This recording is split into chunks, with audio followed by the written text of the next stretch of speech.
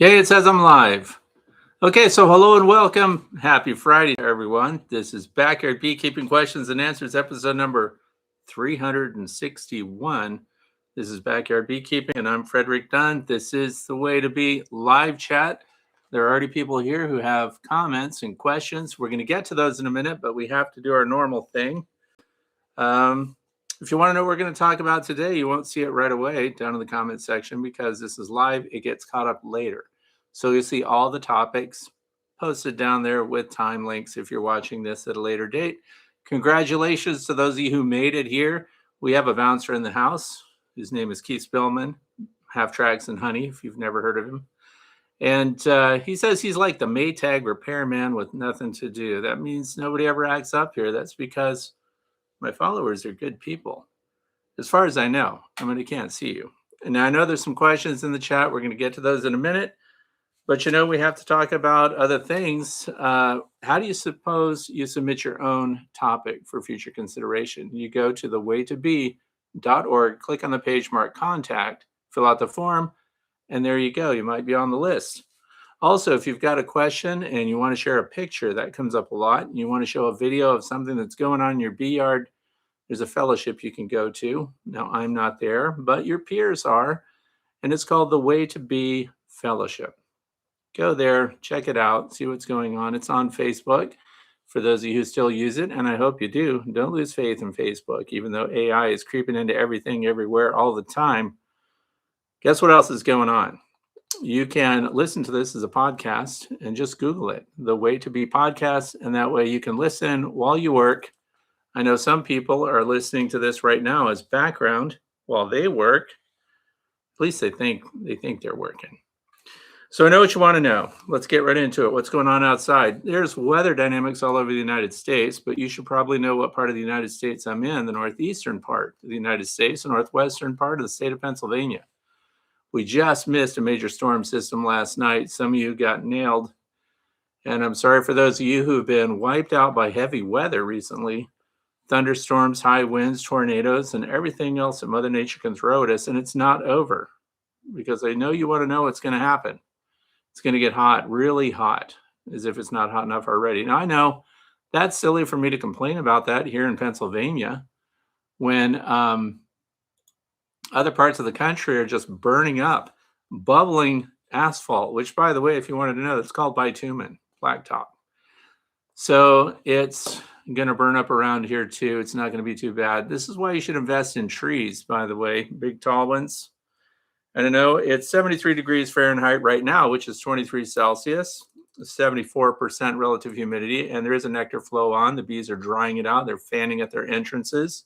For those of you who logged in early, you got to see the preview of what's going on outside. That was recorded today, so there's a lot of pollen coming in too.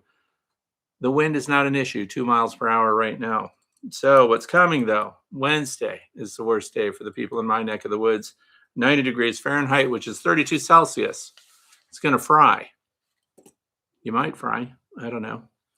But so the live chat today, if you want to submit a question, please type it in all caps. For those of you who already wrote in questions, don't worry, I'm not going to ignore you. I'm going to scroll up and find you and respond to those starting off today. But I would recommend that if you don't do it already, provide a predictable resource of fresh water for your honeybees. There's been a lot of stress testing that has been done on bees to see what they can handle inside a standard laying straw 3/4 inch pine box under high heat conditions. And as long as there was weather available, they could take pretty extreme conditions. So they tested that out on obsidian on the island of Hawaii. So it was really interesting stuff. Anyway, make sure that you've got water. If you've got hive visors, put those on if you haven't put them on already. Some people took them off, put them on for winter, took them off for spring. That's backwards. It drops the landing board temperature by 15 degrees. And it gives your bees that are on the outside of the hive a place to seek shelter. So put hive visors on. Highly recommend it. Let's see. Also, with the high temps that are coming up, this is a great time to test out what? We did some beeswax testing. And so we ran it through a grater. Low temperature processed beeswax, right around 160 degrees Fahrenheit, run through a cheese grater, put on the landing board outside of the hive. That's key. Because that way we know that they're bringing it in, then they need it, they want it. If you dump it inside the hive and it just disappears, you don't know if they ran it out or if they used it or what they did. So we want to see that. And with the high temps, it makes it easy and the bees should be all over it. So be mindful where you are that it doesn't just melt in a glob. So let's get right into it here. Let's go back to the beginning of this. Welcome to the chat. That's from me. Don Kennedy, it's my first time catching you live. Well, welcome, Don. I'm glad everybody's here, and welcome all of you. I don't want to miss anybody in particular. When do you recommend feeding sugar syrup? I've heard you discuss a dearth period. Has it begun in the Northeast yet? I'm in Western New York. Well, actually, we don't get a dearth here. You might be wondering, we get a reduced nectar flow, but it's never completely flat because we have things like clover that runs throughout the entire summer. Milkweed is just coming in right now. Should probably mention that too. Clover, milkweed, linden trees, which are basswood, are also in bloom. Raspberries are just providing a consistent nectar and pollen flow too. But milkweed is heavy in the air. You can smell it. But for everyone that's listening, here in the United States, there's a website you can go to. And I want you to type it in and put in your address and see what your environmental conditions are, whether you do have a dearth and when to expect that to happen. So the website is called Beescape, beescape.psu.edu. So it's managed by Penn State University, and you can put in your location there. You can see exactly what's going on. So the question is, when do I feed sugar syrup? First of all, I have dropped way back on sugar syrup as far as its composition, 1-to-1 or lighter. I never mix up the 2-to-1.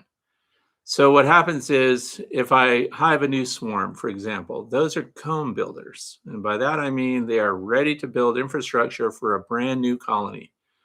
So they're primed to do beeswax production. And we can do that with really light sugar syrup. And you may be wondering what that even means. Well, it's 1 part sugar to 1 part water. So if you had 8 pounds of sugar, that would be a gallon of water. And you mix it all together. And don't heat it up too much, and then turn it into liquid and feed that to your bees. Now, one of the things that I find really interesting about that over the past couple of years, and I haven't pinned it down, but when I use the Hive Alive syrup, 2 teaspoons per gallon, which is what it says on the bottle, and I mix that up with the light sugar syrup and I feed that to the bees, I'm thinking that some of the thymol that's in there from the thyme plant actually gets infused into the beeswax. Correct me if I'm wrong. Tell me if you're seeing something else along this line. I think it's having an impact on the Varroa mites. Can't say it, don't have a scientific study to prove it, but my mite numbers are so far down that I'm not sad about it. Low mite counts are a good thing. I don't know if it's the genetics, if it's a combination of IPM, extraordinary beekeeper management. I don't know what the reasons are. But I have to think that because they're building new wax while they're being fed sugar syrup that includes Hive Alive, which has thymol in it, that might somehow be producing a hostile environment for Varroa destructor mites while giving your bees a sweet treat. What do you think? What's your opinion? So the thing is, even when I hit a dearth period, I don't like my bees to get out of control. We do have honey supers on 50% of the hives in the apiary right now. And I should mention today's June the 26th. So this is important to keep a log of everything and when your bees were bringing on nectar. So they're bringing in a lot. They really don't need it. So only new colonies that I'm using to draw out comb. So I have some hives with brand new foundation that has not been drawn at all. Those are the ones that get sugar syrup. And why is that safe? Because later on, I know I'm not going to super those. I'm not going to be drawing honey off of those this year. So the colonies that have supers on, they're done. They don't get sugar syrup anymore until the end of the year. And so that's the second round. End of the year, here's what we do. And so this helps you plan ahead a little bit. But roughly the 3rd week of September, here where I'm located, this can be different where you are. Once we've drawn off the last of the honey, that's when sugar syrup goes on any light colonies. Now, that's a heavy nectar flow for us here, but weather can put a damper on that. So we get goldenrod, we get asters. There's a lot of late season nectar available and pollen. So usually the bees do a great job of backfilling their brood boxes on their own, but just in the off chance, here's what some beekeepers do and what I would like you to do different. Just try it sometime. Try it on half of your hives. Instead of waiting to see if in mid-October they have the weight that they need, and if not, people rush in and feed 2-to-1 sugar syrup, which, by the way, if you've ever mixed that up, that is really dense material. Where if you have been what I consider trickle feeding them, the minute you took off your honey and you went in with 1-to-1 sugar syrup and helped them backfill that way, sure, it's a lot of drying out, but it's also what they use first. So if they've already stored a bunch of honey, they don't get back into it because the light sugar syrup that you provide with them on the colonies that need it, they will use that for daily consumption and not get into their long-term stores. So then what you've done is you've provisioned them in a slow ramp down at the end of the year so they can gain weight, have the carbohydrates they need when the cold winter weather actually hits, rather than an emergency fattening up of your colony with 2-to-1. What do you think? I think it works really well, and it's really easy to do. So again, that's it. Now, if you're keep in mind, because I am putting Hive Alive sugar syrup in that colony, no honey supers on, because that could make your honey taste like licorice, to be honest. So you don't do that if there's any chance that. Now I'm just going to stick with that. Don't treat it the same whether it's got Hive Live in it or regular sugar. You don't want to have honey supers on at the time. So those colonies are just being rebuilt. So that's what I do. End of the year, and only the colonies that need it. Keep in mind, there are some colonies that are chock-a-block with honey at the end of the year. Weather all of a sudden gets really good, and they get to take advantage of that late time of the year nectar flow, and they get so fat and happy that they don't even bother robbing each other. So, and it's weird too, when the bees rob each other, the colonies that need it the least rob the most, which is really backwards. So if you've got a late season swarm that's barely getting by, struggling along, they're often the first ones to get robbed, which is also why we keep that entrance reducer small so they can defend it. Let's see what else we have. We have Suzanne. What material is preferable for bee gloves and why? I seem to recall you mentioning that it is better not to buy those made with cowhide. I use Atlas Vinyl Love, it says, Malaysia made. Okay, so my number one, if it's going to be made from an animal hide, is goat skin. The reason rawhide, cowhide, those are different things, I'm told, has to do with the processing. But if you are actually assessing a colony's defensiveness, do you know what they use for that? They rake straps of leather, untreated cow leather, across the tops of the hives and see how many stings they draw. And the most defensive colonies deliver the most stings to the straps of leather, and they write right on it which colony that was, and they assess their defensive nature. Okay, so, but what I most often wear are nitrile gloves. I wish I had some to show you. Oh, look what happened right here. This is a nitrile glove. Now look how, you probably can't see it, but I can almost see through this, right? That is your standard hospital grade nitrile glove. But I want you to compare it to, oh, look, I just happen to have another one. This is also a nitrile glove. Look at the difference. This one has a nice long cuff to it. It's much tougher. These thin ones that you get, you can be putting them on and just tear a hole in it so easy. It just, rips right out. This one doesn't rip right out. It can take a lot of abuse. You know why? I bet you're wondering, what's the thickness of that? And not in inches. How about mils? What do you have? I think, just guessing, that maybe this is an 8.5 mil glove. Look at the box. These are the ones that I recommend. They're tough. They have the big sleeves on them. They hold up. And by the way, I highly recommend you don't shelf a whole bunch of nitrile gloves. Let's say there was a sale and you decided that you're going to take advantage of the sale, buy a whole bunch of them. They don't age well. So you get these older nitrile gloves, and next thing you know, they're all tearing. They're all kind of dry rotted or whatever. Thin ones are kind of garbagey. The thicker ones, very nice. I'll put a link later down in the video description if you want to see the exact ones that I'm using.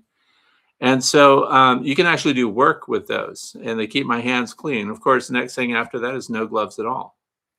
And some people do rub their hands. Now, this stuff is sold in the barbecue section of your big box stores.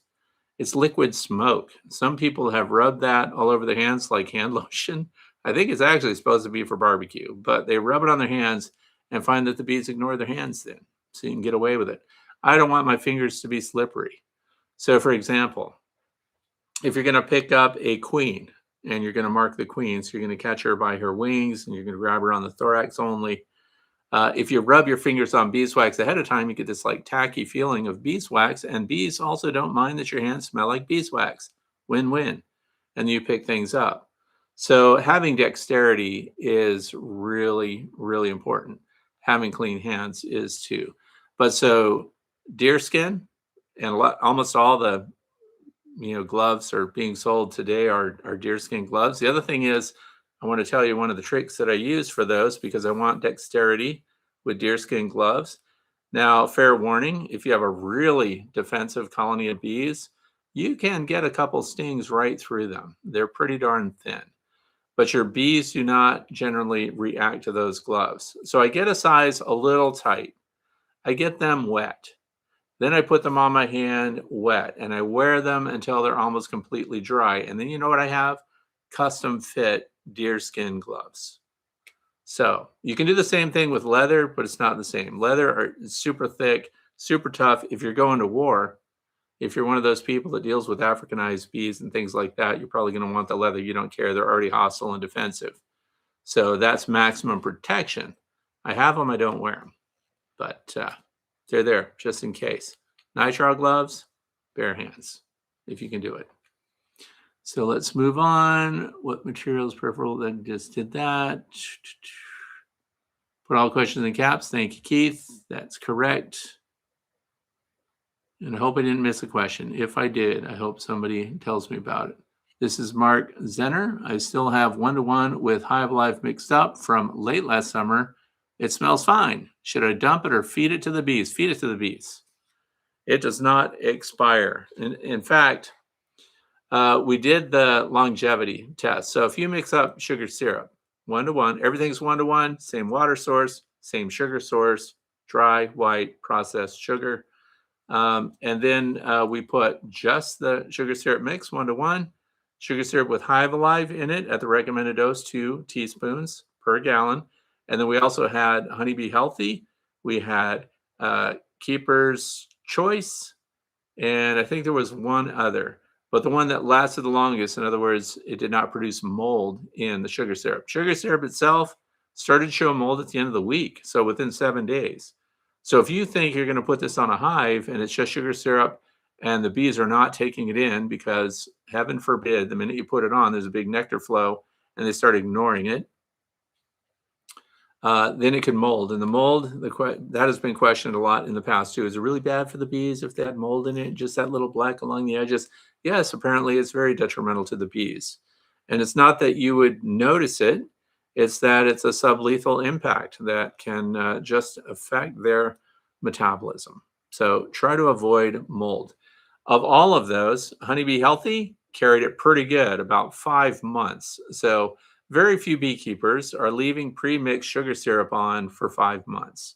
But if you did, Honeybee Healthy extends it that far. So the one that went a full year is Hive Alive. So that was pretty darn impressive. And that's in spray bottles, all just lined up on a rack. So they're also under the exact same environmental conditions when we did that. So it's very interesting to know that. But yeah, definitely you can use it. Still good. Nothing to lose. So still have 1-to-1. That's good. Home Steady Farms. I took your advice, removed my queen to a small nuke. Then I found multiple swarm cells. I one charge not capped. How long after I smash any new swarm cells can I return the queen? No cage needed. Okay, so here's the thing. This is a very good control. When you remove the queen, because there are queen cells, You can restore them after your open brood is sealed up. Once there's no evidence of any queen cells, and you have to smash them all up. But once there's no more brood, no more chance for them to create another queen, and so that's eggs primarily and really, really young larvae. But they have tried to make these emergency mamby-pamby queens out of kind of older larvae. So you have to be careful. I just fail safe, no larvae at any age left in the hive because they do weird little tiniest runty peanut things. They're just desperate. They're trying to survive. So once the brood is all gone and you've smashed all those queen cells, they don't have the means to make another one. You have to be very thorough about that. You can restore her. Now, here's why it's really easy, and the introduction is direct because she is recognized by them. She is their queen. They have the same similar genetics, of course, and so they will accept her and her progeny. So it's really interesting. You can bring her right back with the brood. It's also why when you pull one out for that, please leave a placeholder. So when you're removing your queen in a cage or even just by herself, putting her in a nucleus hive as a insurance policy, make sure that you've put frame feeders in there. You don't have to fill them with resources. Just put frame feeders in as placeholders so that if and when you bring her back, you have a place to put them too. So that's helpful. This is from Burton Bee Cycle. It says, my monster hive, 90 pounds of honey so far, has slowed way down on laying since I put the wet supers back on 3 weeks ago. Is this typical? So when you put the wet supers on, that means they've been extracted, for those of you who are wondering, and the bees are cleaning them up. It's a lot of extra space. And remember, their ability to store is completely based upon what the demands of the colony are as far as the resources go and the amount of resources coming through the entrance. So their foraging force, what they're bringing in, there has to be a surplus. Otherwise, they're just kind of consuming as they're bringing it in. Weather plays also. So if we get extended rain or rough weather and things like that, remember, they consume huge resources once they're in full production in a very short amount of time. So when they're not backfilling wet supers, they should be cleaning them up, of course, very quickly.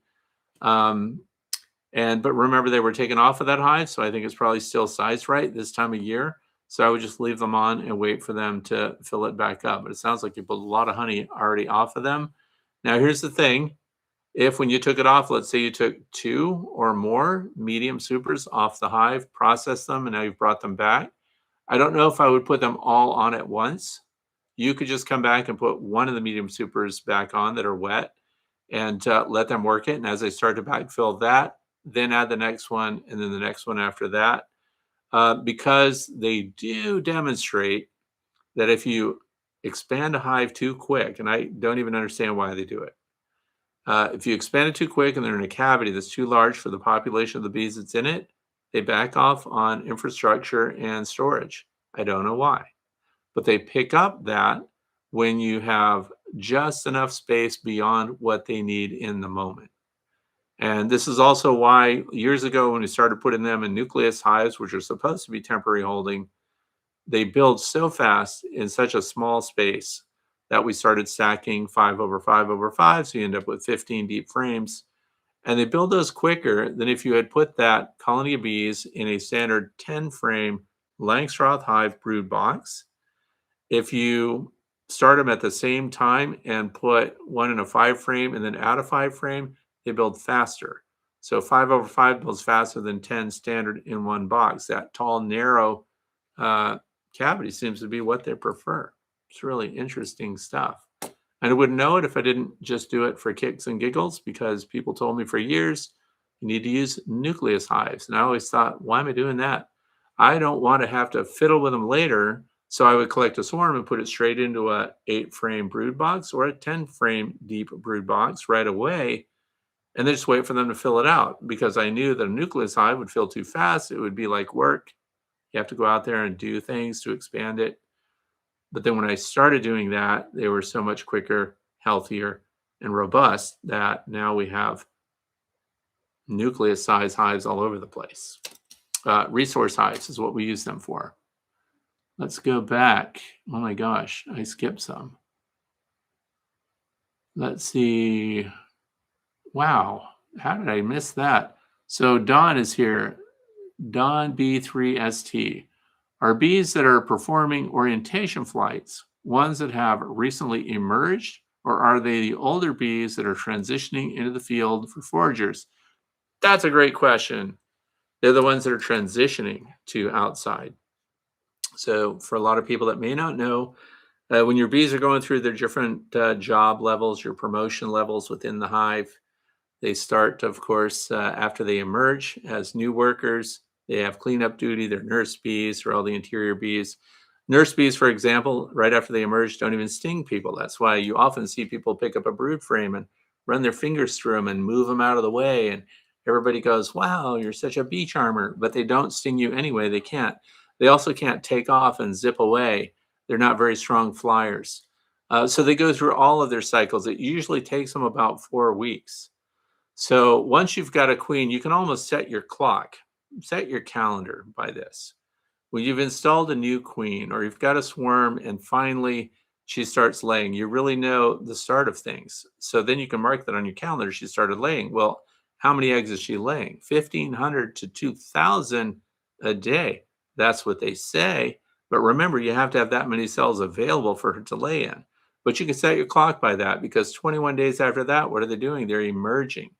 So then you can look and mark your calendar. This is great for teaching kids and stuff.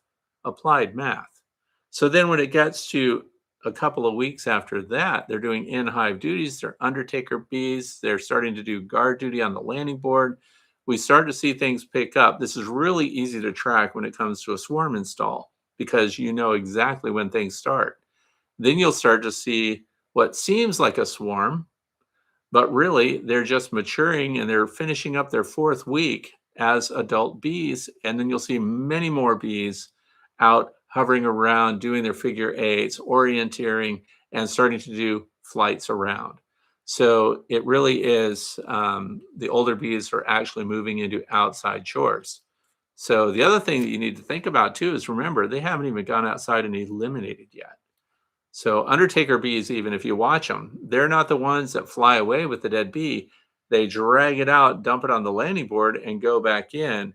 And it's bees that are capable of flight that are grabbing them and flying them off and bombardiering into the ground somewhere and discarding those. So it's very easy, and it's a great way to teach bee biology, by the way, because you will start to see that activity as it progresses to that point. This is also why sometimes when you put a swarm in, now swarms, keep in mind, they have older bees with them, and they have a bunch of different ages mixed in with the swarm. So you're going to see foraging activity. You're just not going to see it in huge numbers because remember, there's a lot of infrastructure being built inside the hive. And sometimes when you make a split, you'll see no activity outside the hive because what just happened? When you make a split, you just transferred a bunch of frames within your own apiary. This becomes really obvious. The foragers, those capable of foraging, zipped out, went back to the original hive because remember, you made the split. They didn't make the split. So then the bees that you have suddenly seem really quiet to the point where you wonder if there was even a abscond or something, but you have a bunch of nurse bees left there. That's an example of a colony that I would feed sugar syrup to and keep them fortified because they will start to accelerate their jobs because they don't have foragers yet. But you'll also notice that's why they go quiet. They don't have the older bees that are foragers. So you don't see a bunch of orientation flights and things like that too. Super interesting stuff. So I hope if I skipped anything, somebody let me know. We're going to scoot along.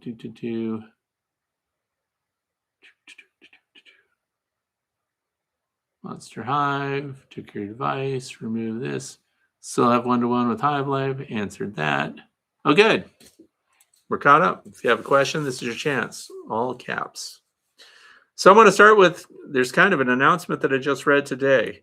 I don't know if you've heard of Hive Hugger, by the way. They make insulated beehive hive huggers that are super insulated. They have an insert for the top, hive top. Got an email that they're for sale. If you're looking for a bee venture that has an established market, Hive Hugger is for sale. Oh, Son of Thunder says, I missed back up. Let me find it. That should be easy because it's a bright orange or yellow. Oh.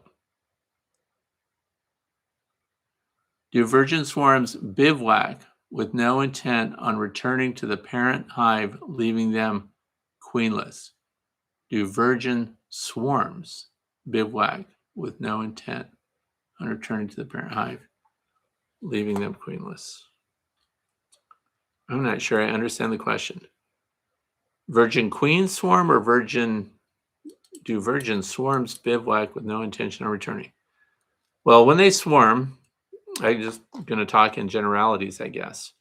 When your bees swarm with a virgin queen, let's say that's the question, they have no intention of going back, first of all, but while they're midair, while they're moving to their bivouac location, for those of you who don't know what we're talking about, when a swarm leaves the hive, sometimes they leave with a virgin queen. That means she's not been mated.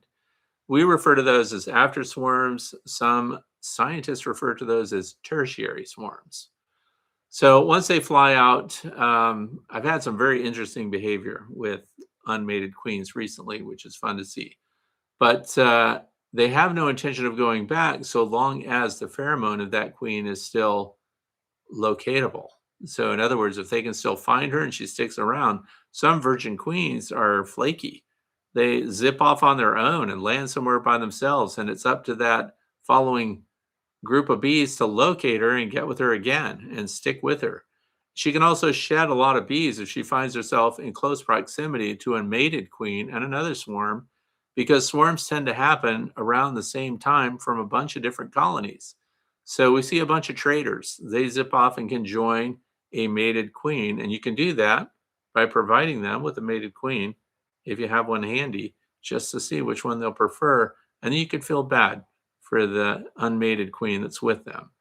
Now, if you remove the mated queen, catch her in a queen pipe or something, and take her out of the equation completely, you'll find that that cluster gets antsy. They start squirreling all over the place, looking for the queen.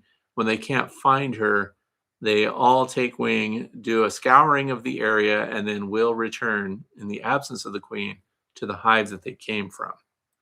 Now, another thing that they do in pretty decent numbers too, which is interesting, if during that flight on their way back to the hive that they came from originally, if they fly through a pheromone stream of another queen, they're just as apt to zip over and join her too. This is how you can find multiple swarms on a tree, and they're all separated by a couple of tree branches, and some are small, medium. There'll be one that's really large. If you leave them completely alone, eventually they all kind of join together. And the virgin queens that are with those smaller clusters also join the big cluster. And this is why when you're hiving up a swarm, I get pushback on this quite a bit. I don't know if it's because I just have too much time on my hands or what, but when I collect swarms, I put them on the outside of the hive in whatever I've collected them in. Most recently, we collected them in laundry bags. We use buckets, we use trash cans, and we leave them on the outside of the hive, and I want to see what's going on. If you dump them in the hive, which a lot of people want to do, I get it. You don't have time.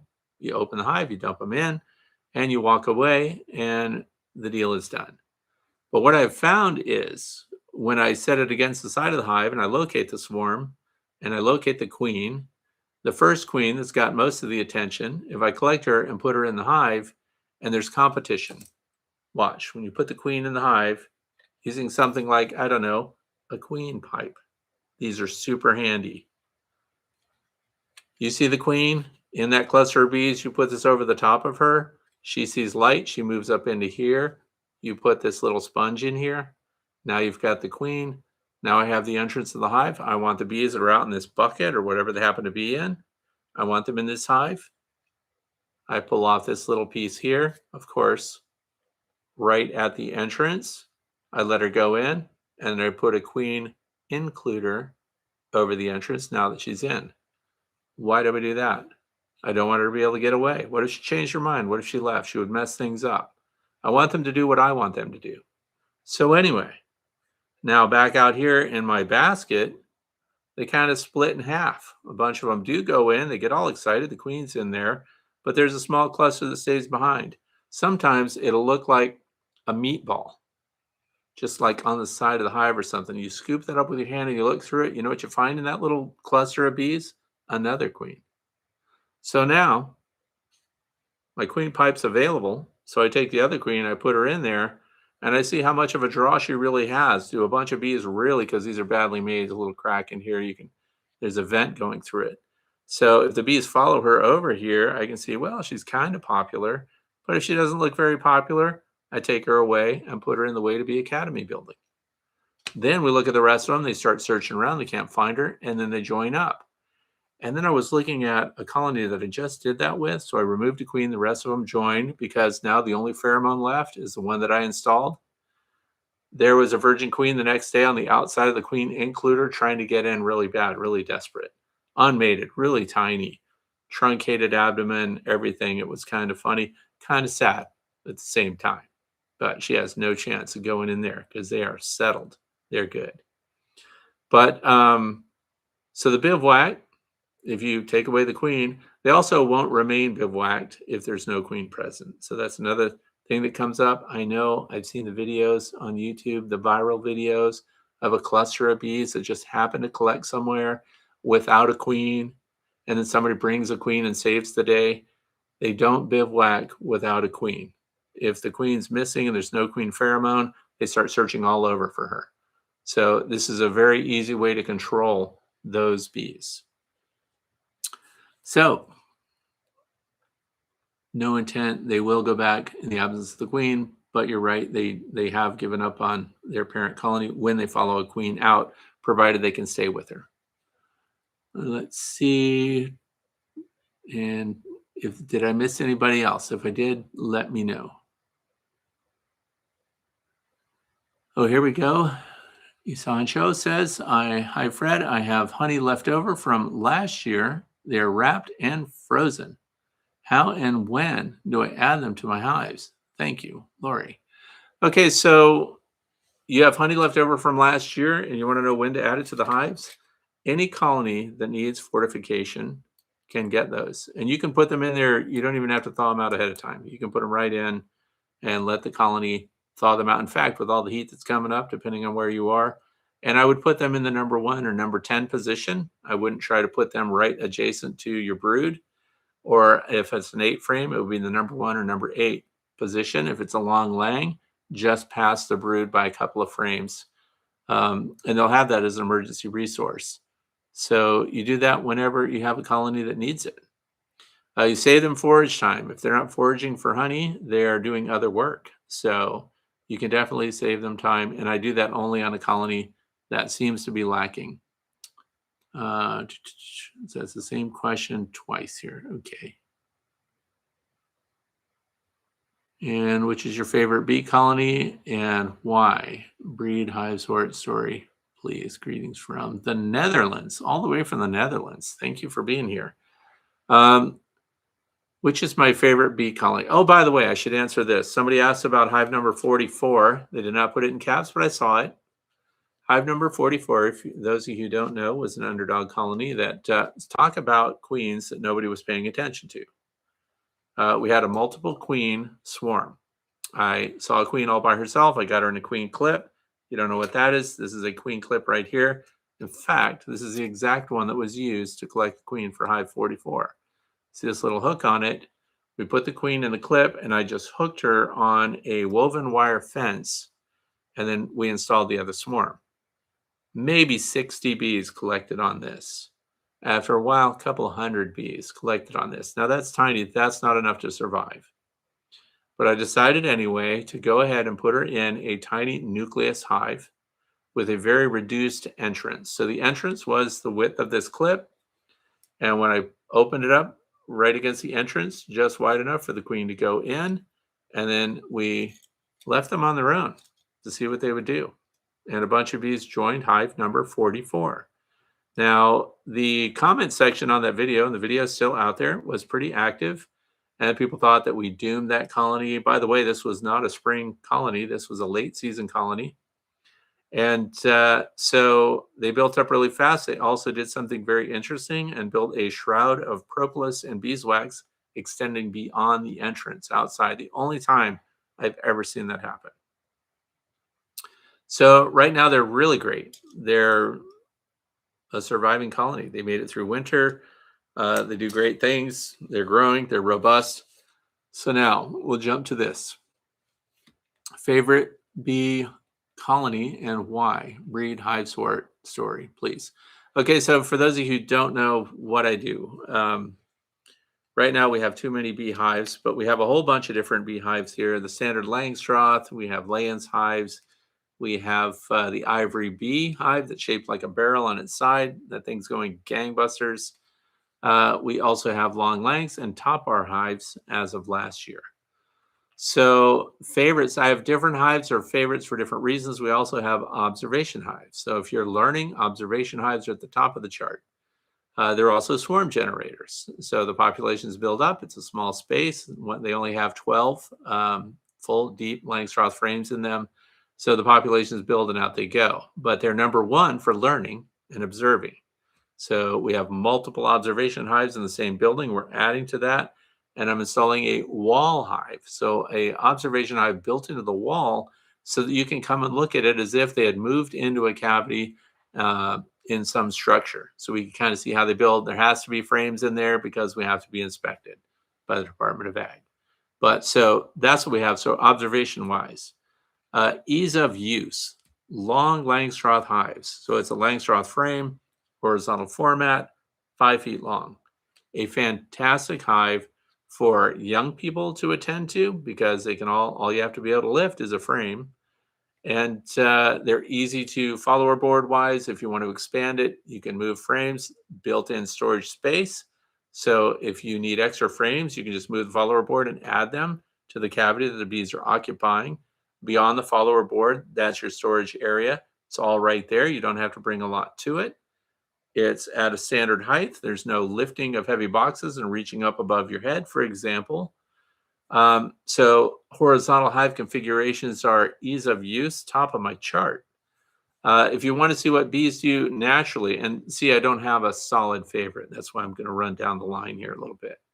The top bar hives, if you want to see what the bees do on their own, because all the comb is naturally drawn by the bees from a simple top bar. And seeing them progress through a space like that is very interesting to me. And we can see their production. You can see what the bees do on their own. Sometimes they get a little out of control and make cross comb. So, or they even can rarely attach it to the side walls of the hive.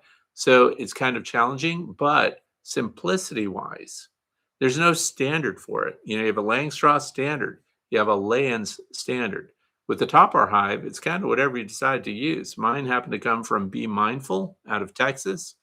And that's a very well thought out hive, very simple design. And so it's inexpensive. You get the whole thing for under $400 or something, ready to go. So it's all a matter of what personally you want to do. So the second part of this is if I wanted to produce a bunch of honey, let's say that. Let's say I really wanted to, maybe there's somebody I have to prove it to. Maybe you talk to your partner into buying in on bees and you promise them that they produce a lot of honey and then stuff that rhymes with honey, you know, that makes your wallet thick. You're going to need a Langstroth vertical hive because that's going to be the most productive honey-wise colony out there. If you want to boost that even further, you're not satisfied. You have some 10-year-old running around that says he's got clients and he has to provide them with honey and he needs sales. The 2 colony systems are top performers. What do I mean by that? You have 2 colonies, Langstroth hives side by side. Joining together through the central riser, they share a honey super. I didn't think that would work, but it does. It's called the keeper's hive, but the 2 colony or multiple colony systems are not new. The configuration is, and the way you attend to the brood area is what's different about that. So there again, I look at things from what can I get the grandchildren to do for me while I drink coffee and supervise, because as a grandfather, that's kind of your job. So the keeper's hive, they can flip open a side and they can pull frames out one by one and explain to you what they're seeing with the brood. And it becomes a teaching moment, no lifting involved. However, when it comes time to pull the honey supers off, there's a lot of lifting and a lot of management involved. So that is, if you wanted honey, Langstroth, top of the chart. If you want a lot of honey from just a couple of colonies, the multiple colony systems that share a common super are also going to lead the field for that. So if you just want to keep bees and see what goes on with them, Top Bar or Long Lang are at the top of my list as far as ease of use and everything else. Okay, now the stock, the bee stock that I use. When I first started keeping bees, I wanted to be completely holistic. I did not want to have to treat the bees with anything, and I tracked down Daniel Weaver, Bee Weaver, out of Texas, and I got his stock because I listened to a lecture that he was giving. He took his family through the ringer and decided they did not want to treat bees anymore. They wanted to go just with survivor stock, and he caused a multi-generational beekeeping family to suffer huge losses in stock. Because then, of course, that's what survivor stock is. Just the colonies that make it without treatment would be those that they would produce their breeding stock from and go forward from there. So those are what I started with. And I've experimented with other lines of bees, Saskatraz bees from Saskatchewan, Canada, which are open mated in California. Oliveras does that. I've tried a lot of different bee lines, but what I've arrived at, because we're backyard beekeepers, I'm not a commercial guy in any way.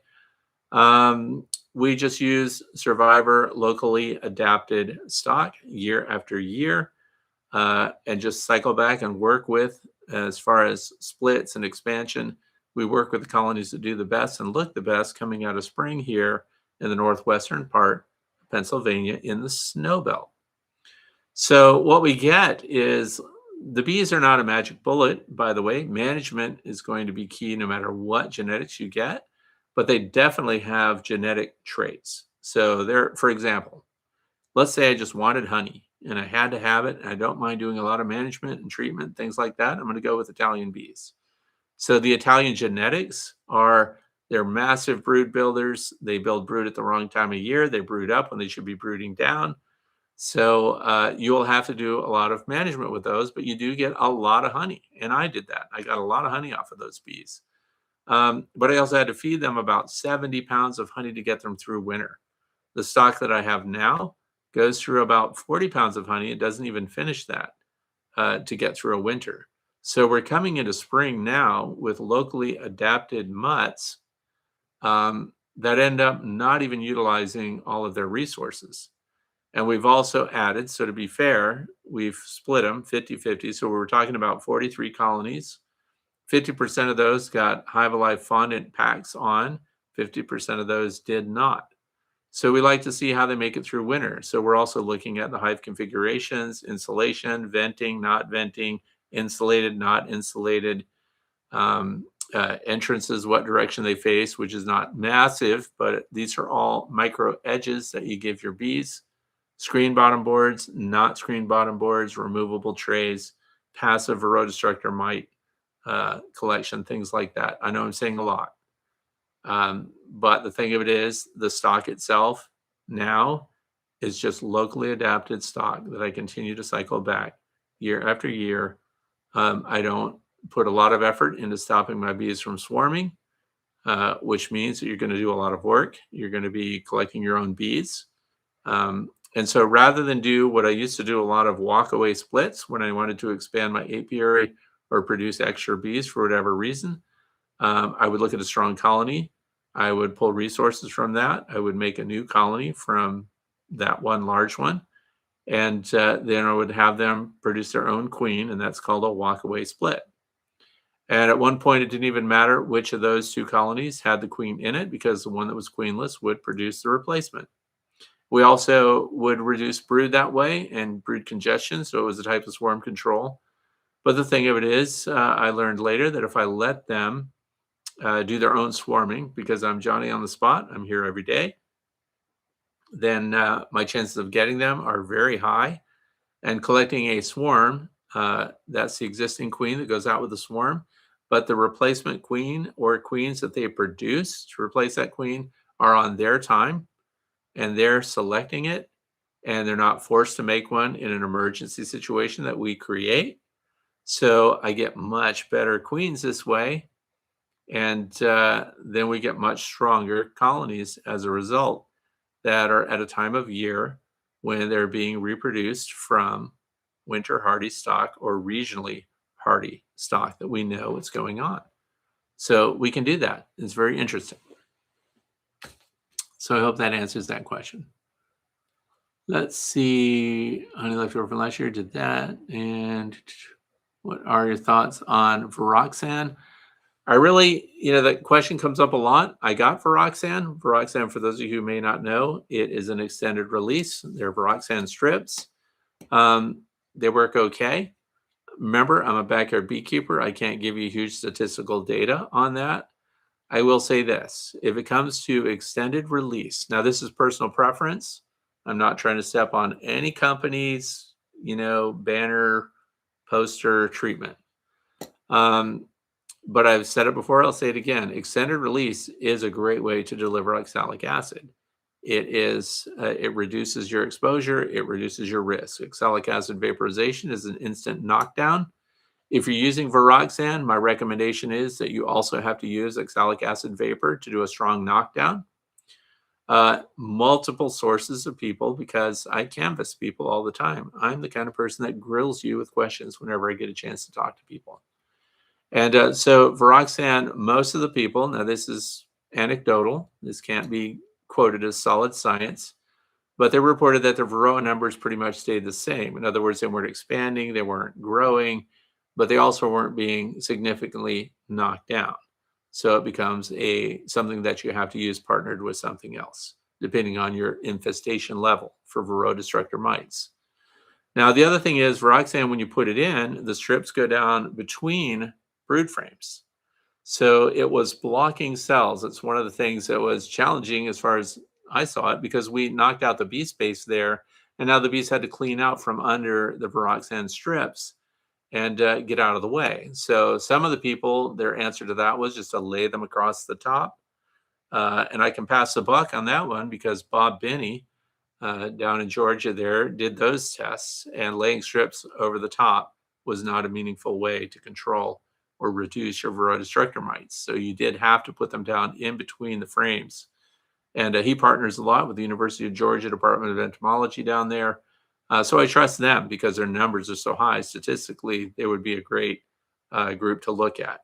So it's not my favorite. I spent my money for it. I like the extended release sponges that are not yet legal. I'm waiting for them to come out. I'll say it again, Mike's Bees. Easy Ox, those pads, when they come out, when they finally get approval, that's going to be my number one choice for Varroa destructor mite control. So let's see what else. Favorite bee colony, why? I already did that.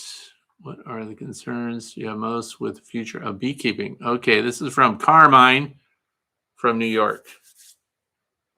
Hi, Fred. What concerns do you have the most with the future of beekeeping, tropy mites, regulations, other issues? My concerns, and by the way, tropy mites, tropolalaps, is that mite that is not here, and I hope it never gets here. Take the fight to the tropy mite. That's what I say. And I'm really hoping our world's experts, Dr. Samuel Ramsey, people like that, are out there figuring out how to deal with the tropy mite. But do I worry about it? No, because remember, worry about the things you have control over. We don't have a lot of control over that individually, backyard beekeeper wise. You can sit around and talk about it and gripe. But my concern about beekeeping is people that are keeping bees. So I joke a lot sometimes when I go places. I say, I really don't want to go there because there's a very good chance there's going to be people there. And so my concern is with beekeepers that getting an opinion, learning some fact about how to keep bees, finding a way to keep bees, locking into it, guarding it. So there's gatekeeping. There's too much gatekeeping in beekeeping and not enough open-mindedness, not being willing to discuss and have debates and discussions. accepting different ways of keeping bees, getting honey, whatever you're trying to do. Um, Trying to get people to continue to do real research and base their decision making on real science um, is a challenge. So one of my concerns, and it doesn't just deal with just beekeeping, it's across the board. People get polarized and tribal about how they do something. And if you come in and discover that that was not the case, you can be dogpiled and wiped out over it. So there's a mob mentality in, particularly in social media, where someone can be right, but it can be a tiny voice in the wilderness, and people can go after that person because they are speaking against an established way of thinking that accepts no challenges. You can't question the way certain things are being done. And so my concern is people are losing their ability to stay objective and being willing to shift and admit that maybe what we were doing now isn't the best way. Maybe we should shift and do something else. So my concerns with beekeeping are um, they're not things that we can change, by the way. So we need commercial beekeeping. We absolutely have to have it. The country's agriculture depends on it. Migratory beekeeping is both necessary and part of the problem because we're moving, when you move something all over the state and then all over interstate, all over the country, you're also moving whatever pathogens, diseases, and potentially um, pests that they bring with them. So there are countries in the world that don't even allow migratory beekeeping to move on to other areas unless they can prove that they are pest free and disease free. So we have a little bit of that here, but it's very porous. So we're not good at keeping things from spreading through this country, which is why we kind of have problems. But my biggest concern overall is people and picking sides, sticking to your side no matter what, and just deciding this is the way it is. Anybody that says anything different is not right, and I'm not going to listen to them. If people won't listen to a discussion point, then what they're believing is frail.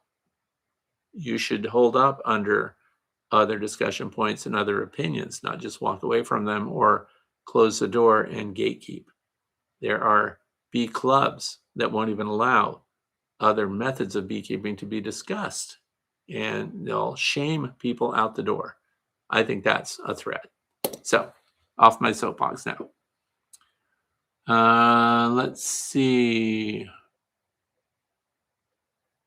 So that's my concern. People, I want people to be open-minded and study. I want them to question everything and accept new truths when science proves it out.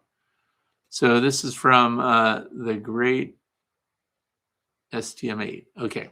Fred, did AJ from the North American Honeybee ever get the flow hive for different floral honeys?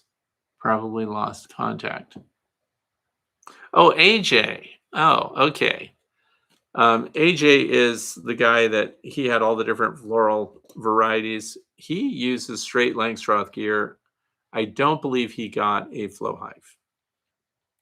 Microdosing honey. By the way, I have different ideas about micro honey collection. Hive Minder is one of the ones. Is that called Hive Minder? I don't know what it is. But micro collections of honey, different times. So anyway, is Norroa legal in PA? Do you plan to try it? So Norroa is, of course, altering the Varroa destructor mite so it can't reproduce. And I'm not personally going to try it because I just don't need it. So I'm just going to leave it at that. It is birth control for Varroa destructor mites. So the adults still scoot around.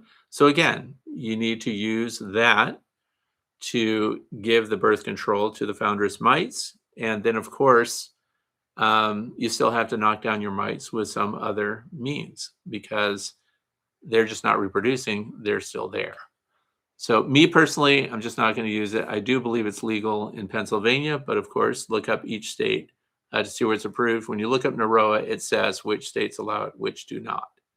So I just don't personally, it's $20 a colony is what it works out being when you get all the packs. It's very easy to administer.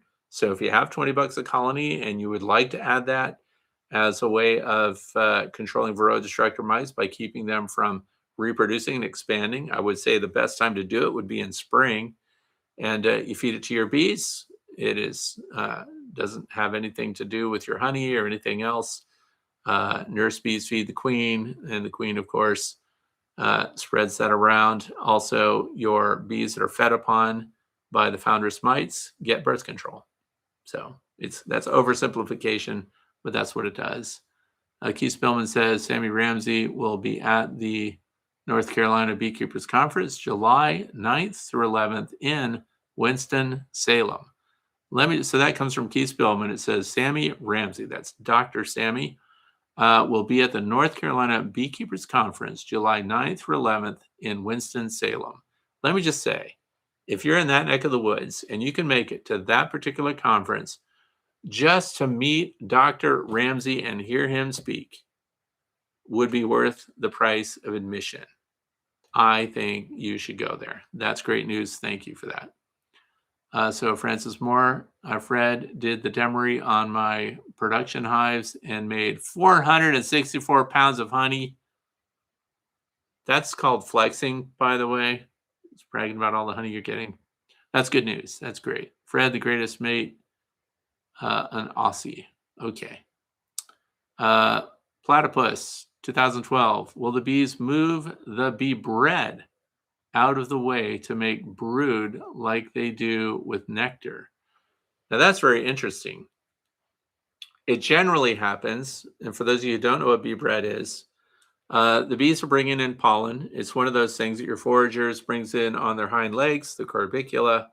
They go straight into the area where brood is being produced. That's where the need is the highest. And they scratch off the little balls of pollen right into the cells. So that's one of the things that a forager brings in and delivers for storage right away. Nurse bees go to work on it straight away, and they start to process it. In about 72 hours, it smells like bee bread because it is fermenting. So the next thing is, will the bees just move it out of the way? So bees do clean cells out, but most often they consume it. The nurse bees consume it. They're creating the nutrition that's going to be fed to the brood. So after the eggs hatch, you have open larvae, and those get fed by your nurse bees. And so it gets used remarkably fast. Just for example, it takes a full face frame of pollen, fermented pollen, bee bread, to feed a full frame of larvae. So the consumption is really high. So the question is, would they just clean it out and move it to make space? That seems counterproductive to me because they need it to raise the brood. So sometimes, in fact, you can get pollen bound. There is some pollen in the cells that the bees don't use for whatever reason, something they smell or sense about it. And they can actually end up encapsulating it and leaving it there. This is why sometimes you'll see a whole frame of brood, but a few cells of pollen that they just don't seem to want to use. And that can also happen. But they could clean it out. So physically, could they clean it out? Yes, they could. Do they routinely? Probably not, because they are going to use it to metabolize that and then feed back to the brood. So I want to thank Ross Wagner for donating $10. I really appreciate it. So swarms are the coolest part of beekeeping. I'm not going to lie. You know, it can be the end of the day, and I can be tired because my wife makes me do things, but I have been promised food, so I have to do a certain amount of work. And when she says she sees a swarm somewhere, she doesn't mean, oh, cool, what did it look like? What she means is get off your rear end and go and get the swarm of bees. There's a storm coming, and you need to collect them. So I do it so that later I can be fed and let indoors. It's important. So, Francis Moore. Hi, Fred. Did the Demaree on my production hive? Oh, yeah, that's a repeat. Fred, the great, and will the bees move? Okay, so I did all that. How is your borage this year? I found it. You give them support. They can get 4 feet tall. Okay, that's from Ross Wagner. Borage, I'm really unhappy. I planted so much of it. For those of you who may not know, I'm also a poultry technician with the Department of Ag, and I've raised poultry here for 26 years. I haven't learned that I need to wait until the chickens are in their coops. We have 3 chicken coops here. We're down to 2 because I pulled one apart. If chickens see you spreading seed somewhere, just write it off because they're going to run over there. I have sad pictures of chickens eating my seed. So this is my, if you have chickens and you're going to seed a garden or you're going to spread borage seed somewhere, borage seed is big. The chickens find it easy, they dig it out, and they're going to eat 9 out of 10 of the seeds that you put down. So my borage is coming up, but it is very light. It isn't great. So, and I don't even want to say how many thousands of seeds I put out there, but the chickens went really far and got it. So the key is leave your chickens in the coop. Don't open it up. You see that there's rain coming in the forecast. Go out there and spread your seed on the prepared beds. And these beds are hundreds of feet long. So it's no small thing that the chickens go out and eat stuff. The other thing is I learned that the voles are harvesting seeds too, which makes my day. Anyway, just a bunch of complaints. Borage is really good stuff. If you don't know what that is, look it up. It's a fantastic resource, nectar for your bees. Every couple of minutes, they replenish their nectaries when bees are attending to those flowers. And they can reseed themselves pretty well. And so borage is just good stuff. It's a great nectar source for your bees.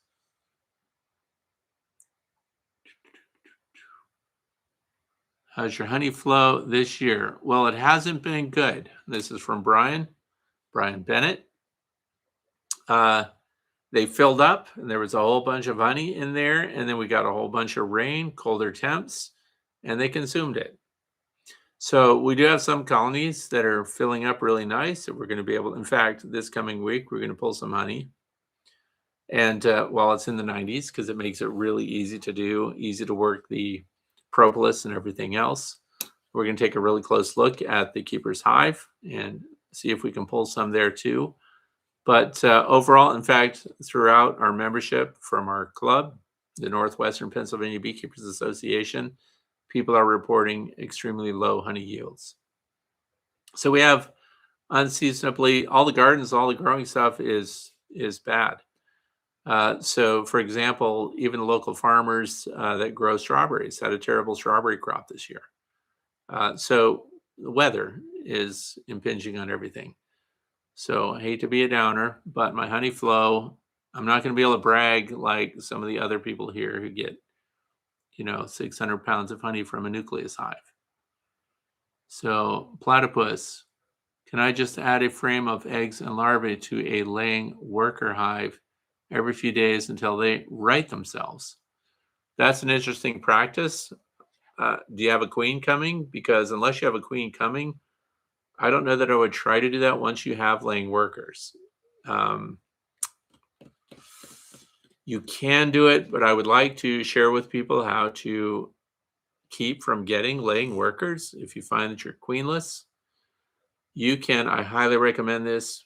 Please put Temp Queen, which is a synthetic queen mandibular pheromone. I hope every backyard beekeeper has this already in their freezer. It costs like $7 for 2 of them, dirt cheap. I get mine from Better Bee. In fact, I just got more. If you suspect that your colony is queenless, you don't find any brood, you can't find evidence of the queen, you don't want them to end up activating the worker ovaries. So from the time they're absent the queen mandibular pheromone to the time that you can have a worker that's producing drone eggs, it's called haploidal. When they start laying those eggs, now we have a problem. So your goal is to head that off. So if you fail safe, and I hope you do, you put a queen mandibular pheromone noodle in there, Temp Queen. Will that keep them from accepting their own queen or from accepting a queen? It won't. What it does is actively suppress that hormone that your workers have that gets their ovaries activated. We don't want to deal with that. So once you have it, I realize war's over. You looked at it, you've got laying workers. How do you know you have laying workers? You open it up, and in the brood frames, in the cells, you see multiple eggs in there, and they don't even go all the way to the bottom of the cell. And you have a bunch of testy bees. They behave in a different way too. So you can do a hostile takeover.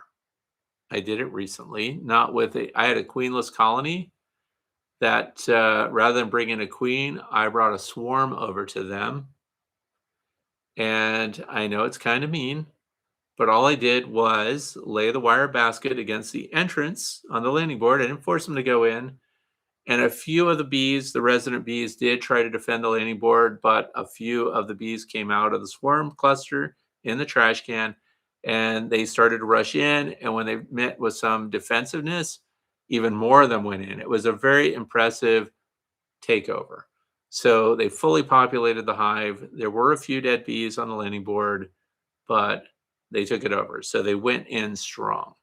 So we had probably a 5-pound swarm take over a colony that was queenless. That is a great way, in my opinion. You're going to do your own thing. But if you've got laying workers, you can. I don't practice the shaking out of laying workers outside the hive, because when you shake all your bees outside of the hive, you know what else can't make it back? Any young bees. Now, the argument can be made, if you've got laying workers, you haven't had any productive new bees for 21 days or more. So in theory, they all are capable of flight. So if you want to shake them out on a bed sheet or something like that, and you just let them all fly back, the ones that fly back are foragers, the layers, those workers. I don't know that I'm not firm about a laying worker not being able to fly. So what I would like to do is come in strong, multiple frames of brood, for example. You can install a swarm on them, do a hostile takeover. You've got a queen. Once the queen's in, don't let them push her out. You put a queen, it's a queen excluder, but I call it the queen includer on the landing board. So she can't be pushed out, and the bees that are with her will defend her. So there might be a little conflict in there, but remember, they're laying workers. They're expendable. That's just how I look at it. So there are a lot of ways to do kind of the same thing. And I want to thank Mara for donating $4.99. Thank you for that. So I'll hire lots of full supers, but they just aren't capping it yet. I'm about ready to just take the refractometer out with me and see if I can pull it uncapped. Okay, now, oh, that's from Peggy. Okay. By the way, your question should have been in all caps. Anyway, when you are looking at your honey supers and you've got a bunch of frames that are full of nectar, maybe it's not finished honey. I highly recommend every backyard beekeeper have a refractometer. Get that thing calibrated too, by the way. I give a luncheon presentation every single month, and at least twice a year we have everyone bring in their refractometers. I bring in a calibration standard, which is honey that I know the exact water content of, and then we calibrate everyone's refractometer. It is often the case that when you look at uncapped honey, now you're all told this goes both ways. I hate to throw a monkey wrench in every direction. There's capped honey sometimes that is too wet. There's also often uncapped honey that is right down to like 17 or 18%. And so that can work pretty darn good. So having the ability to test it on the spot out in the apiary before you pull it and take it in. Let's say you're desperate to get the honey off and it's right at about 21, 22%. That is guaranteed to ferment. It absolutely will ferment. That's too much water. But you can take it in to your drape with your dehydrator, and you can run that down roughly a percentage point, a water percentage point, every 18 to 24 hours by blowing fans on it and having dry heat. You don't want to overheat it. 110 is pretty decent, and that's Fahrenheit. And you can dry it down until it's acceptable. I like to see all honey. It's acceptable if a state inspector came and looked at the honey. If it's under 19%, they would accept that. Me personally, I highly recommend you take it to 18 or lower. And that's just because we don't want to take any chance that you get fermentation. Once it starts to ferment, it's ruined. That's irreversible. So, yes, you can often find that your uncapped honey is acceptable. It already has low enough. Likewise, capped honey, test it anyway. Make sure that it's good enough. So, and I want to thank Brian Bennett, frequent viewer, commenter. Thank you, Brian, for the financial gains today. I appreciate that. Next, I have, hi, Fred, if you only had two options to extract honey, would you pick the garage or the basement? Okay. Well, that's an easy one. I'm going to pick the garage to extract honey, not the basement. Here's why. I don't want to have to lug it up and down the basement stairs. I can do it. I just don't want to. So having an area in your garage is really good. Here's why. Extraction process. I have an extractor. The thing is on wheels. Putting that extractor on wheels was the smartest thing I ever did. It's something myself and a member of our club, Deke Man Ross, he's an engineer. We talked about, I just want this thing on a tripod with wheels, the heavy duty utility wheels that are good for like 400 pounds a wheel. And when the extractor is running, it'll just kind of oscillate. So it takes the pressure off of that center axle and the bearings that it's running on. And you can just let the thing jig around. Now, here's why the garage is better than the basement. When it's done, you're going to have to wash out this big extractor. Isn't it cool if you can just open your garage door, wheel that thing outside, and wash it out next to your driveway, and then let the bees go after what's on the grass? Please don't let the bees go and clean out your extractor. It's not that the bees wouldn't do a great job. Bees don't survive very well when they hit that broad, sticky surface. You will have a pile of dead bees in there. So just hose it out, fresh water, and it doesn't matter if the water's hot or cold, you'll rinse it out just the same. And then you're just wheeling it back inside and putting a big 55-gallon drum bag over the top of it to protect it from dust and stuff. So that is my preferred, the garage, definitely. That's what I have. I have a 24 by 32 foot garage that is just for all my bee stuff. And it's full, by the way. So no beekeeper ever complained about having too much space, but setting up a corner of that for your honey extraction process, just the utility of being able to clean things up, having access to the out of doors and everything else. Now I realize let's take the other side. Let's argue with ourselves. What's the advantage of using your basement? Climate control. So if you're out, that's why we kind of extract and process honey around what the weather's doing. If it's going to be in the high 80s, that as a prime candidate for a day to process honey, because you don't have, we're not high functioning, facilities for honey processing. We don't have the 120 degree, by the way, Blake shook 100 and almost 130 degree warming room, just so their pumps and everything run really efficient. I don't want to do anything like that. We just go with whatever the temperatures are outside and see what we can do and do it in that space. It's also easiest, keep in mind too, if you're lugging frames and everything, you've got boxes, medium supers and stuff, putting those on a wagon and pulling them into your garage is easy. Running them down the stairs, one box at a time, you can have quads like tree trunks. What are you doing? You're not going to be able to do that. I just talked you out of it. Use your garage. Have a slab. Do everything. It's great. Keith says, I love uncapped honey. So easy to extract. Also easy to dry if needed. See, there you go. There it is. I have Jose here. Hi, Fred. If you only had two options extracting. Oh, that's it. That's the question I just answered. See that? By the way, we're past an hour. I didn't even get through all the questions that people asked. People are going to be mad. I'm going to have anarchy on my hands. Sits here. Since Varroa treatments are used on top of Langstroth frames, how do you treat your top bar and Layens hives? I assume oxalic vapor, but do you do anything else? And if so, what methods do you use? No, I don't do anything else. When it comes to treating for Varroa destructor mites, oxalic acid vapor is the most versatile implementation of a miticide that you can get.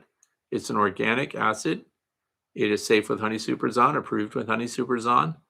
And you have to wear personal protective equipment because you're vaporizing, but it works on every style of hive, including, by the way, observation hives. In my observation hive building, we put utility fans in the windows. We open the door. We get an air circulation going through there, and I go outside and I treat every observation hive with oxalic acid vapor. It is efficient. And we also have removable trays underneath every hive so we can see what the mite drop is. Very handy. Keep in mind also the highest risk to the beekeeper, but you must wear full eye protection, respiratory protection, hands, follow the label. So anyway, answer that one. Next one comes from Rob from Lecanto, Florida. Finally got my 2 Queen Keepers hives set up, 2 strong hives. I'm planning on adding my flow hive on top soon. Just wondering if you might have an update on your 2 Queen Keepers hive. Okay, so here's the thing. Yes, the 2 Queen Keepers hive is working great. I'm testing something else on it. So I'm doing a microprocessing system that I needed to get the bees to work on. This is also why I started putting shredded or cheese grated beeswax on the landing board because I needed them to finish up these plastic frames. Some people gave a lot of pushback. They don't like plastic frames for any reason. I said, that's okay. Don't use them. I have to use it because I'm testing a product. Because I'm testing a product, what I did is I rubbed beeswax all over it, which is why I did this backyard study that I wanted my viewers to participate in. If you're rubbing beeswax all over things, do the bees accept it and work it well? And what the bees did is they went up there and cleaned all the beeswax off of it and used it elsewhere in the hive. Super annoying. So then I put beeswax on the landing board and I've boosted it, and now we're back in business. So the 2 Queen Keepers hive is robust. Both sides are balanced. Both sides swarmed, by the way, because I did not practice the Demaree method, but the recovery rate is alarmingly fast. They are producing surplus honey right now. So that's even with swarms, after swarming, that's great. So Kevin here says, hi Fred, I uncapped a large ripe queen cell to watch the queen walk out, but it was empty. Why cap an empty cell? That you just got pranked by those nurse bees. They're always up to something. But they do, in fact, sometimes they will even work on a cell. By the way, that it's already uncapped. I'm not sure that it wasn't already kind of like a little hinge, on the bottom of it, that it just looked closed up. They do sometimes seal things up, but they will also re-wax with a queen in it. So they even go the opposite way. We've seen multiple queen cells, and they're all on one of the queen cells. They want that queen out of her cell. It's obvious. And they're vibrating on it and shaking it to communicate, to make sure the queen knows it's time to come out, kind of. I don't know what kind of communications are going on there, but it's physical. You can see them actively kind of cheerleading the queen to come out. Meanwhile, over here is a queen chewing out of her cell, and there are workers right there. You see the head wobble? When you see that head wobble, they're working wax. They're sealing it back up while the queen is trying to come out of the cell. So bees do weird things. They don't want that queen to come out. They want that queen over there to come out. They're not stopping her at all. So not surprising that they pranked you. That was right up there with somebody that used to hand you the Wrigley's gum, go want a piece of gum, and all it was the wrapper stuck back together and there was no gum. That's what they did because nurse bees are pranksters. That's what they do. This is being natural. Okay, I am late, but I sent an email, so you may have answered, but how did you treat your Layens top our hives? Most treatments are, I just answered it. You're too late. I'm not going to say it again. I do the, so Layens hives, keep in mind, the frames themselves in a Layens hive seal the top. There's no cover board, no inner cover. That's it. So this becomes a challenge when you want to feed. It also becomes a challenge if you have a treatment method that requires access to the brood. So oxalic acid vapor is my number one choice. Now, you can also do, let's say you don't want to do the vapor. There's something called RTU, ready to use oxalic acid dribble. It comes pre-mixed. Better Bee launched that at the North American Honeybee Expo. I had a really nice conversation with Dr. Peck about it. I bought some with my own money. They didn't even give me the Fred Dunn discount. Anyway, so what you can do is pull apart where your brood is and dribble on the seams and push those back together. That works with top bar hives. That works with Layens hives. And so you can do that. So as a mite treatment, the dribble method. So it saves you from being exposed to potentially hazardous vapor. You can also mix your own oxalic acid dribble. One of the reasons that the RTU is going to be appealing to people is because it does not use sugar syrup. Therefore, you're not gumming up your bees. And it's all pre-mixed. So for those that are iffy and kind of nervous about mixing the correct proportions and getting the chemistry just right, RTU satisfies that. So making your own oxalic acid sugar syrup dribble is the other option. I think it's like 5 grams per seam. You are going to, and by seam, I mean occupied by bees. So that's something that you would be doing. You want to get it on the nurse bees in the brood area. So, and I think it's, the dose is on the label. I'm always going to tell you to read the label, but the dribble method is very easy to use. And then, of course, you just push the frames back together. So that's an alternative other than the vapor system. Vapor is the quickest, easiest, move right along and go. Let's see, also applied grated wax, had very little love for it, used a small zest grater. I used the small zest grater too, by the way, and the bees did not pay attention to it. Not only that, some of them did get the little zested. We're back on grating your beeswax. So the thing of it is too, did they take it in any form? Because it is very important that the beeswax that you're trying to give back to your bees and getting them to reuse, it must have been rendered at a low rendering temperature. If you took it way above, if you're boiling water and you're throwing wax in the boiling water to create your rendered beeswax, it is exponentially less appealing to the bees to use it later. If you're only going, see, we've set up a fryer, myself and my supervisor, who's 10. We set up a fryer with tight parameters so it doesn't go above 160 degrees Fahrenheit. And the beeswax that produces is very aromatic. It's also fairly soft. So if you're making things out of beeswax, it would not be appealing because it won't be rigid. If you made candles out of that on a warm day, the candles will probably bend over. But as far as using it back for the bees, for foundation, for rubbing it on things that the bees are going to use, this low temp rendered wax is very important. So if you're trying to work out grating it, using a zester, all these different methods, first you have to establish that the bees are accepting the wax source that you're using even before you go on to all the different iterations of the size and shape of it.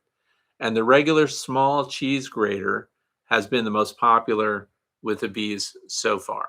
Same wax, the only variation was using a zester or the micro grater or the actual regular cheese grater. So you have to try that out. Fred, why not? Let's see. This is from Schuler. It says, Fred, why don't they make a commercially available aerosol spray version of Varroa mite oxalic acid treatments, something like that, which is simple, instead of all these complex contraptions? Well, I think right out of the gate, getting the oxalic acid to be aerosolized, sublimation is the most effective way to do that. Aerosol needs a propellant, and it also would have to not settle or not. Yeah, I'm just spitballing. I don't know. I'm not a chemist. But an aerosol can adds another level to that, or an aerosol system. So I think they're trying to keep it as pure as possible, because when you're using a vape system with oxalic acid, nothing is added. It is just the oxalic acid. So when you aerosolize something, I think you have to add a propellant. You're probably going to have to add other things to keep it from just becoming solid material. But that's it. And of course, I'm not part of that. There are experts, national scale experts that would be more than happy to answer those questions. And I'm sure it's something that has been considered. So, but right now, the contraptions are kind of what we're stuck with, just so that we can get it airborne to where it re-lands on all the surfaces. The point of the oxalic acid vapor is to get the particulates airborne long enough so it settles on as many surfaces as possible, and hopefully the Varroa destructor mites end up walking on it and getting it on their feet. They don't fully even understand how the oxalic acid is damaging the Varroa destructor mite and making it so that they fall off and expire. So, yep, Kevin says, thanks, Fred. The queen cell was capped tight. I was pranked. Not the first time, probably not the last time. That's right. Bees are onto us. Something's happening. Your rationale seems sound. Thank you. Yes, good. I love it when I say rational, good, helpful things. So let me get through this quick. It's too late to be quick now because it's already an hour and a half in. All right. Why is a swarm not surviving without help? Okay, so I had a video. Oh, this was about Hive 44 when they rejected the queen. And I said that if we don't collect and hive these swarms, their chances of survival are incredibly low. Some people just let their swarms fly. So, you know the poem. The swarm in June is worth a silver spoon. Swarm in May is worth a load of hay. Swarm in July, just let them fly. I don't just let them fly. I've had good luck with late season swarms, so I don't give up on them. But anyway, what are their chances? And this can vary depending on where you are. So loss of habitat. So here in the northwestern part of the state of Pennsylvania, 5% of swarms are lost initially due to weather alone. I've seen swarms stick to a tree and not budge for days on end, especially when they used to go way high and I did not yet have my 30-foot extension pole to get up there and get them with a trash can, which, by the way, I just got one of those treetop swarms a few days ago. It was a lot of fun. Yes, I videoed it. I hope I can get that out for you guys to see this weekend. So anyway, 5% just get lost, weather and predators. So there again, we've also seen the swarms that are low to the ground or on a fence post or something like that. You know what eats them? Raccoons get them raccoons get them if they can reach them anywhere. Raccoons will just show up and eat them. Now, raccoons more like the brood. Skunks will eat all the bees that they can get their mouths on. Skunks are the worst, but thank goodness skunks can't climb the way raccoons can. Raccoons will take out yellow jackets out the wazoo. It's amazing. I videoed that too. It was a lot of fun. So predators take them out. Some of them, when they're stuck and they can't find a place to live, so habitat, places for the bees to live. So I did a little checking on this too, by the way. What's the chance that a swarm has? When you look at beescape.psu.edu, it also tells about feral habitat. In other words, if a swarm takes off without a beekeeper, how much habitat exists in your area that the bees could occupy. You know what the best trees used to be for the bees here in the state of Pennsylvania? Beechwood trees. And we don't have a lot of them anymore. And the thing of it was, beechwood trees, the tree would stay healthy, but also could rot through the center. So it created these cavities so bees could move in. And we've got apparently larger stands of trees now than existed back in 1970. The difference is the kinds of trees that are large are not prone to have big open spaces in them that a swarm could occupy.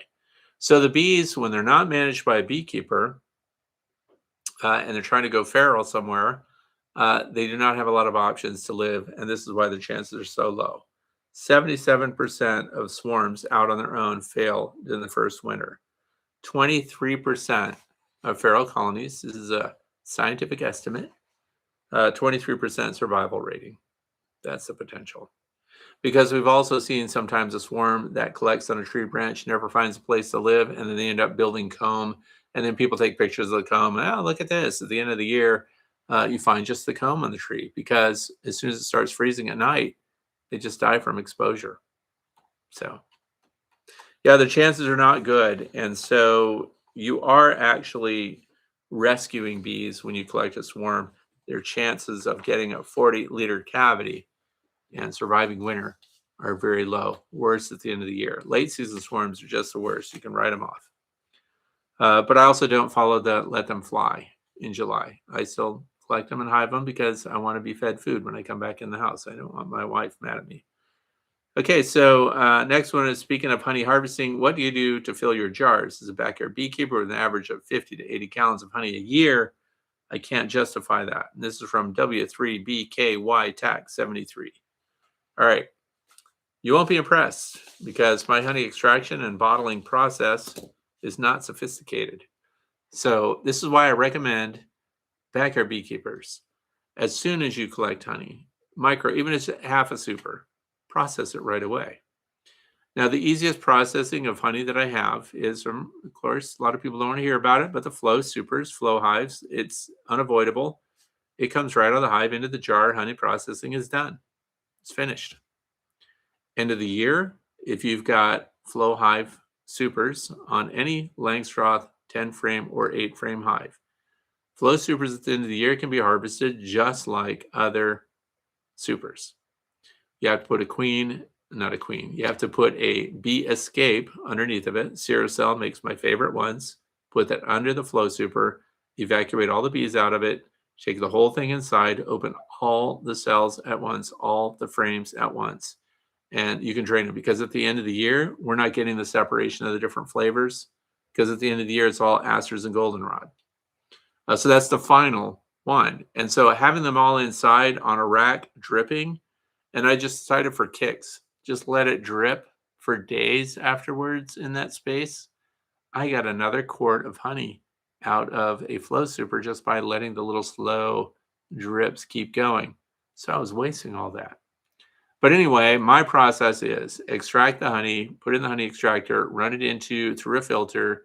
I use the 600 filter, and I run it through that into these 5-gallon buckets, bring the 5-gallon buckets inside, warm them up in my dehydrator, which is 20 feet from where I'm sitting right here.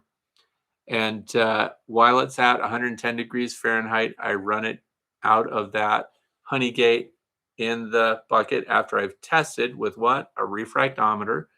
I like to get it nice and dry, but while it's hot, run it right into jars, and I'm done. So here's my method. I take that 5-gallon bucket, I take it in the kitchen, I set it on the kitchen island, I tip it up on a piece of wood that I made, and sit there with a stool, and I put it one jar after another, because we just like to do that.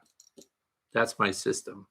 There's no automated anything other than the extractor, which is electric. For years, I didn't have an electric extractor. I just hand cranked it. That's what I thought, nephews and stuff were for, is to crank the honey extractor for you. But now it's all electric, but that's it. It's very unsophisticated. So that's it. I'm trying to wrap it up here. Okay, Demaree question.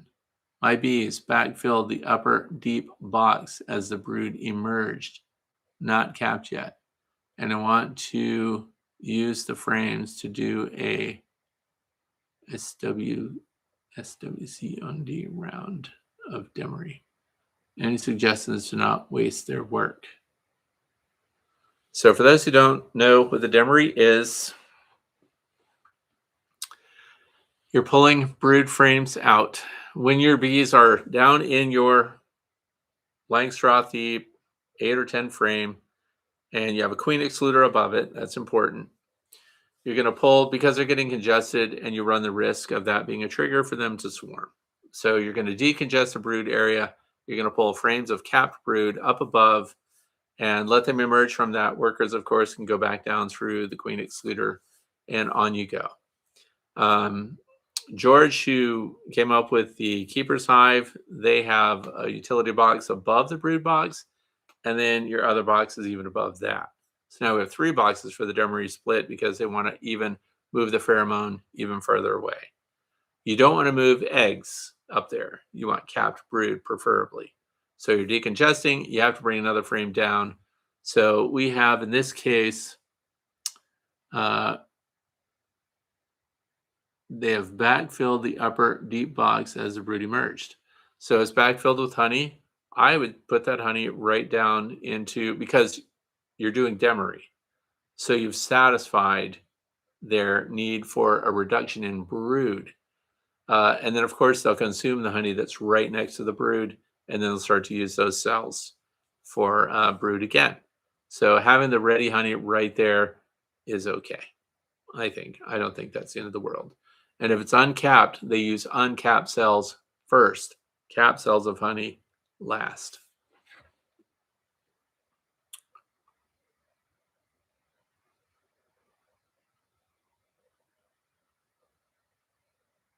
Are we talking about swarm collections? Okay.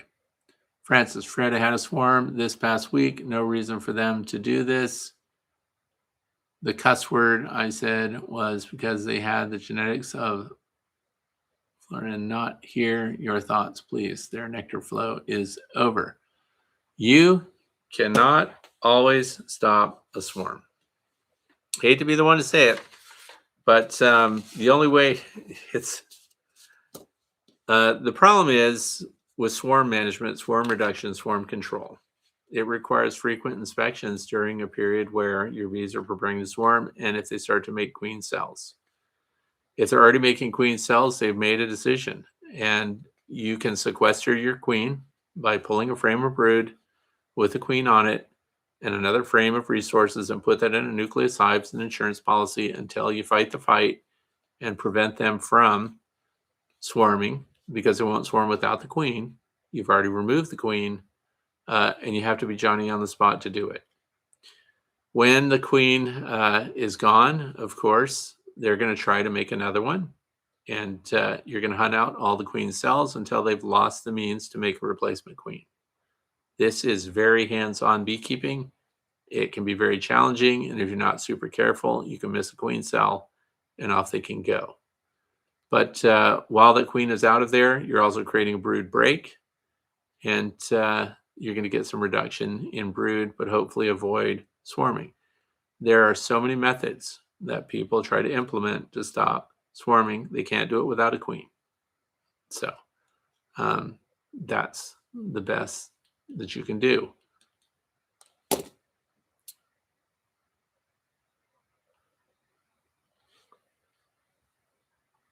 Here's a question, not in caps, but I'll answer it anyway.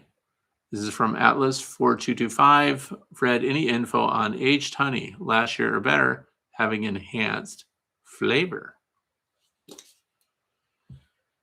I can't imagine why the flavor of the honey would change or be enhanced after being on the shelf for a while. Honey on the shelf does undergo change, by the way. The only way to 100% stop honey from changing is to put it in the freezer.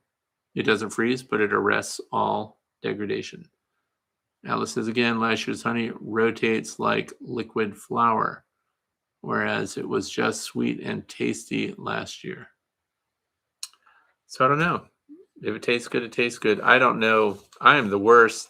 I'm not a honey sommelier. I don't know one honey from another. I was never thinking that honey was super awesome until every once in a while. Sometimes we have a lot of hyssop out here, and sometimes you can taste the hyssop in the honey, and I think that tastes really good. But if your honey's tasting better, I don't think it improves with age, like, alcohol, stuff like that. I think it actually degrades. So the freshest honey is, to me, the best. But if it's better after a year, I don't know why that happens, other than it does undergo change. Honey does not lighten with age; it darkens with age, and it does go through changes. But I can't say. If it tastes really good, you're lucky. That's good to go.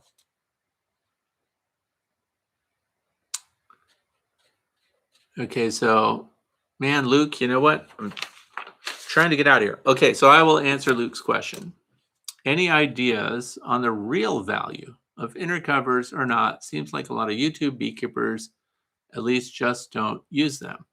Well, so you have to think of it this way. Inner cover, outer cover, what's the purpose? So if you're a commercial beekeeper, you're going to find the inner cover's gone away. It is just a migratory cover. There's just one. So it's on the outside. Some people, like I've noticed, Ian Stepler, Canadian Beekeeper's Log, he uses double bubble or Reflectex. He'll put a sheet of that down and then the outer cover on top of that. The purpose of your inner cover is so that your outer cover doesn't stick down. And the reason that you need the inner cover in general, when it initially came out, so that's what we're talking about, the inner cover was there and it has an oval opening in the middle of it. A lot of people thought that was for feeding your bees. It's not. That inner cover was a Johnny on the spot tool. It had a bee escape that fit into that. So when you needed to clear out a super or something, you took that inner cover off, you lifted up the super, the honey super, you put the inner cover under it, and it had the bee escape built in, and then they escaped through it. So it had some utility aspect there. The other part of it is the inner cover gets sealed with propolis. The outer cover does not. So you're not going to pull up an outer cover and have a problem prying it up because remember it's telescoping, which meant it would overlay your top box. So you didn't have a way to get your tool up under that to pry it up. So you had to have something to keep it from sticking down, and the inner cover provides that. For me personally, the inner cover provides insulation opportunity, and it provides a feeding opportunity. There are a bunch of different ways to keep bees. That shocks people. If you use an inverted jar to feed your bees, without an inner cover, you're going to have to set that directly on the frames to feed them. I would much prefer the control that an inner cover offers for that. So we can also just close it off. So it can be insulation, creates a barrier, provides feed opportunity, lets me put another box around it so that now I can offer fondant in winter or a rapid round, or I can take one of these. This is a gallon feeder that would sit right over the little hole on the inner cover. If I didn't have an inner cover there, the bees would be all over the space and they could make, burr comb everywhere. But this would have a medium box around it, and of course an insulated outer cover. So as far as for me personally, so that's all it's going to be, is a personal choice of what equipment you like to use and why. And the inner cover just provides me with an opportunity to create a utility space where I can feed the bees if I want to, insulation from outside temperatures. So if we only have just the outer cover better be insulated, because where I live, just an outer cover is going to get as cold as the outside. The interior is going to hit the dew point. Condensation is going to form on that inner cover, on the inside of the outer cover, and you're going to have ice and condensation on your cluster. You need to be able to insulate that, in my opinion, and not ventilate. So that's another polarizing thing among beekeepers, is to ventilate through the top of the hive in wintertime to evacuate some moisture, or to seal it up, much as they would any cavity that they choose and control on their own, which is key, and have no condensation or ventilation directly above your bees in wintertime. So, and this happens through year after year after year of practice. And so it is an extra piece of gear. So if you're a commercial beekeeper, if you don't need inner covers, why do you want them? You don't want a bunch of stock that you have to haul around, store, and things like that. So for me, the insulated inner covers, they stay on year round. It doesn't go into storage. The outer cover, again, is just protection, and it keeps things from getting glued down and provides a utility space. So that's just personally why I do it. Every beekeeper is going to have their own answer as to why they want one or don't want one. So that's pretty much it. Lambrick Farm. Does basswood honey crystallize fast or slow? Slow. It's light. It lacks particulates. By the way, the darker the honey, the more particulates are in it. So if you've got buckwheat honey, it's a dark amber. Has a lot of particulates in it, and the potential more particulates, the more particles for crystals to form on and for your honey to set or become crystallized. So probably the longest lasting is clover honey with no particulates in it. And basswood's right up there. Lasts a long time. So that's linden. So I think, you guys, I'm going to have to wrap it up here. I think I've answered just about everybody's questions. I want to thank you for being with me today. And I know that a lot of us are facing high heat next week. Don't forget, lots of water for your bees. Hive visors, if you've got them, find ways to shade your bees that are in direct sunlight. And we're going to be getting into the hives because with all that heat, it's going to make everything easy to work. So this is a time to inspect them also. And so I want to thank you. And hope you have a great weekend. Thanks for being here and joining us live. And if you have other questions that strike you later, just write them down in the comment section. And just in closing, I want to say that you can always go to thewaytobee.org, click on the page marked contact, leave a comment, give me information, and see what you'd like me to be talking about next Friday. There are swarm videos coming out this week. I have a lot to share with you. So a lot of options, very inexpensive ways to manage swarms and get them into hives. And I'll share those observations in the coming days. So thanks again. Now, if I can just see how to stop this in the stream. Take care.